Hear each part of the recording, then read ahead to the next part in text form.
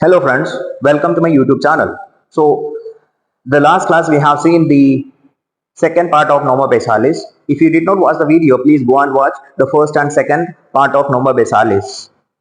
In this video, we are going to describe the posterior most part of the Norma Basalis. The posterior most part extends from the foramen magnum to the external occipital protuberance and the superior nuchal line. For the sake of convenience, the part can be divided into a median area and two lateral area. Median area and two lateral area. The median area consists of a large opening that is known as the foramen magnum. Foramen magnum is the largest foramina in the skull. It is a single foramen located in the lowest part of the posterior cranial fossa and it is oval in shape. Okay, and it is the communication between the cranial cavity and the vertebral canal. And the anterolateral margin of the foramen magnum, we have two occipital condyles are there. These are two occipital condyles. These occipital condyles articulated with the first vertebra, that is atlas vertebra. Okay, the atlas vertebra forms the atlando occipital joint. Atlando occipital joint. Between the anterior margin of the foramen magnum and the anterior arch of atlas, there is a ligament that is known as the anterior atlando-occipital ligament. Anterior atlando-occipital ligament is attached. The same way posteriorly we have. So here posterior atlando-occipital ligament. Posterior. So here anterior atlando-occipital ligament is attached, and here posterior atlando-occipital ligament is attached. And the lateral margin gives attachment to LR ligaments. There are some structures passing through the foramen magnum. Anterior most part of the foramen magnum is what are the structures passing through. So first one is the apical ligament of Dens, superior longitudinal band of cruciform ligament, and membrana tectoria. The middle part we have the medulla oblongata, meninges, spinal root of accessory nerves, meningeal branch of upper three cervical nerves, vertebral arteries, sympathetic plexus around the vertebral arteries, and anterior and posterior spinal arteries. Now, extending from the posterior margin of the foramen magnum to the external occipital protuberance, there is a crest-like area. That crest is known as the external occipital crest. External occipital crest. And the structure attached to the external occipital crest is the ligamentum nuchae. Upper margin of the ligamentum nuchae is attached. Then we have the external occipital protuberance. Okay, and on either side of external occipital protuberance we have the superior nuchal line, and from the middle of the external occipital crest we have the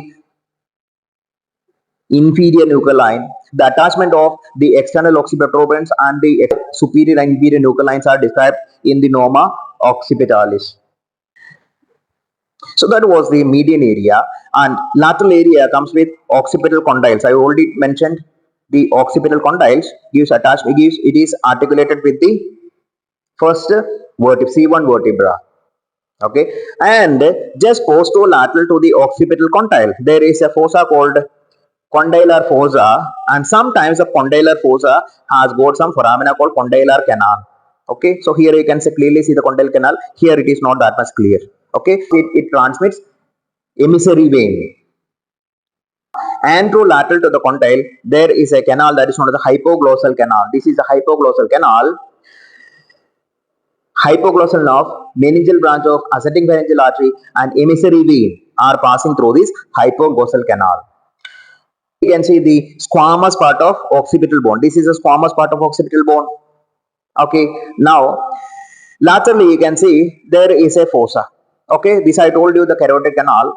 Just posterolaterally we have jugular fossa and jugular foramen. This is the jugular foramen. Okay, so just look at the jugular foramen. This is the jugular foramen, and laterally we have the jugular fossa. This is jugular foramen and this is jugular fossa. What are the structures passing through the jugular foramen? We have 9th, 10th and 11th cranial nerves, inferior petrosal sinus, meningeal branch of ascending pharyngeal artery, and sigmoid sinus are passing through this jugular foramen. Okay, jugular foramen, internal jugular vein comes out through the jugular foramen, and forms the internal jugular vein. And at the commencement of the internal jugular vein, there is a bulb, expanded portion, that is known as the bulb of internal jugular vein, and the bulb of internal jugular vein is present inside the jugular fossa. Jugular fossa. Now, so here we can see the styloid process. So here it is clearly see the styloid process. Okay, there are some muscles and ligaments are attached to styloid process. Styloid process along with the structures attached is called styloid apparatus. Three muscles and two ligaments are attached. The muscles are styloglossus, stylohyoid and stylopharyngeus.